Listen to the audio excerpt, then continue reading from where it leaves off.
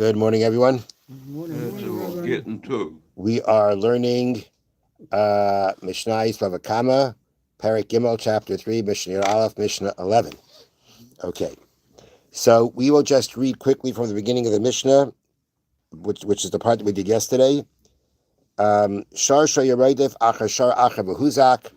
An ox was chasing after another ox, and the ox being chased got damaged. Ze Oimer. One said, meaning the one whose animal got damaged, claimed Sharche Hizik, your ox is the one that damaged my ox. And the one who owned the ox that was chasing the other ox, Loichi, not so. It got damaged by rubbing against the rock. Whoever's trying to take money from his friend, the burden of proof is on him. And therefore, since we do not know exactly how the animal got damaged, it's the owner of the damaged animal that has the burden of proof to bring to prove that it was the other person's ox that damaged it. Hayushnayim right from achar echad. Two oxen were running after one, and both oxen belong to different people. Zo aimer sharche hizik. So one says, meaning one of the people, the owners of the pursuing oxen, says to the other one, "Your ox, the one that damaged the ox being chased after." The other one said, "No, it was your ox that did it."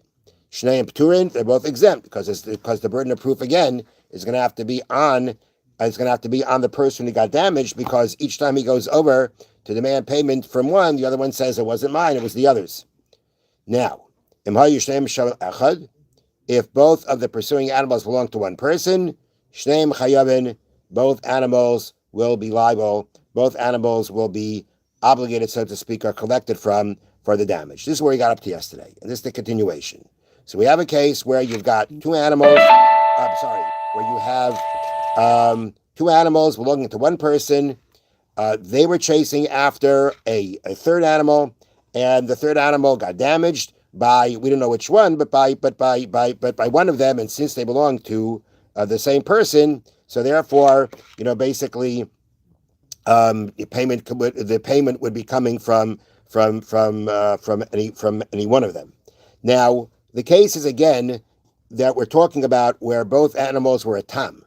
Both animals were tamin. You only pay chatzi nezek for them. Chatzi nezek only comes from the body of the animal that damaged, and therefore, in this case, the Mishna said the word Shnei Mechai, both are liable to say that both of them have to be around, both of them have to be possible to collect from, in order to say that when they both belong to one person, that there's going to be a payment, because he can't go, because if only one of them would be around, since the payment only comes from the body of the animal itself, the owner of the damaging animals can say, who said it was this one? Maybe it was the other one. Who said it was the one that's here? Maybe it's the one that's not here. And since it's not here and payment only comes from the body, there's no payment. So now we continue. One of the animals, again, one of the animals that damaged was a large animal. One of them was a small animal. Now, the large animal, because it's larger, right, has more value to it. And therefore, the point of the Mishnah is the large one, because it's large, the chatzi nezek, the half damage that comes from its body, because of the animal that was damaged, will be able to be completely paid from the large animal, because it's a large animal. If the damage came from the smaller animal, right, then you'd be limited to whatever the smaller animal is. Even if the smaller animal is less than half the damage that was done to the animal that got damaged, he wouldn't be getting even half the damage, because it only comes from the body of the animal itself. So now, one was large, one was small. Of those two animals belonging to one person, chasing after another person's animal. Hanezek Oimer, the one who got damaged, says, Godel Hizik, it was the larger animal that damaged my animal, and therefore there'll be enough to collect from its body the complete half nezek that's owed for the fact that it damaged my animal, because we know the animal got damaged by one of the animals. That's not the question. The question is which one damaged. So the one who got damaged said the larger one damaged.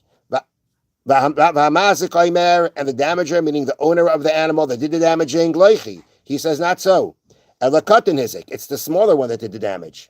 And therefore all you get is whatever the value of that smaller animal is, which in this case is less than the chatzi nezek, the half damage that he would receive for his animal that got damaged. Okay, that's case number one. Case number two, echad tam ve'echad muad.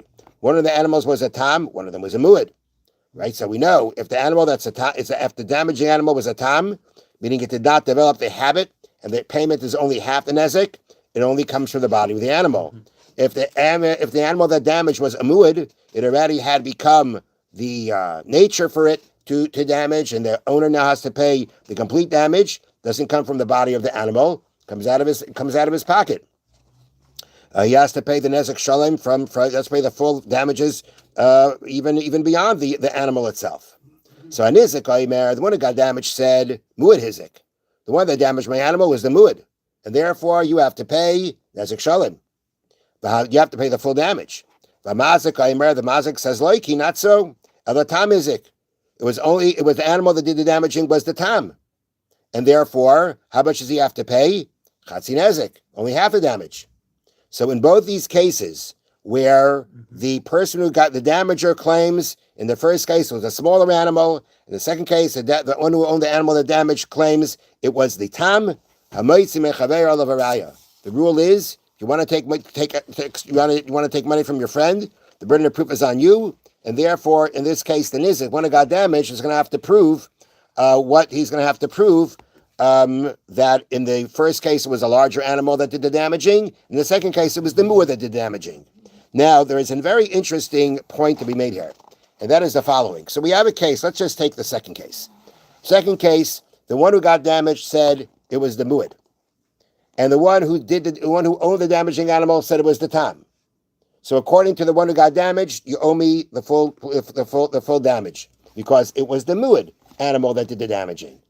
And the person who did the damaging, who owned the damaging animal, says it was the tam that did it. And I only owe you chatzi nezek.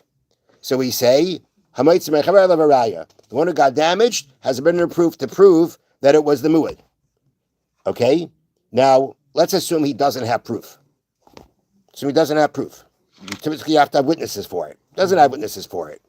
Okay? How much is he going to get paid at the end? How much will he receive for his damages? The smaller amount. Smaller amount, right? Yeah. Wrong. No, Why? If he doesn't prove, he doesn't get anything. Why not?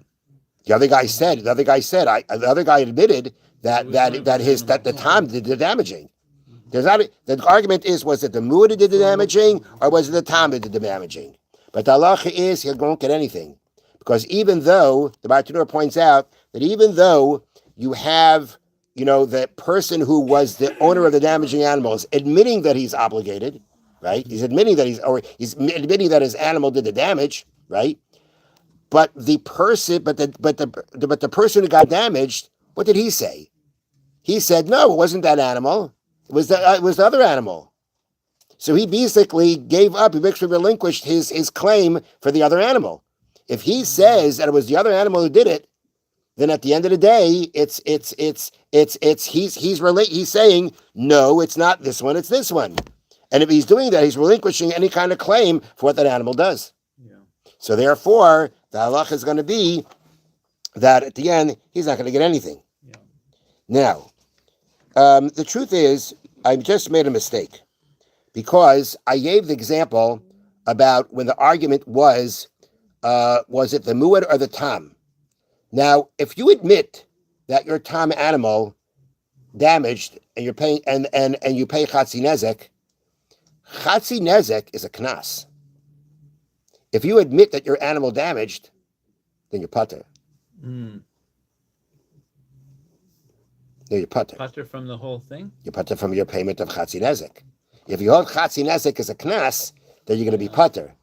So this case would make more sense. What I'm saying now, no, I'm not sure how to deal with that problem. I'm not sure how to deal with that problem.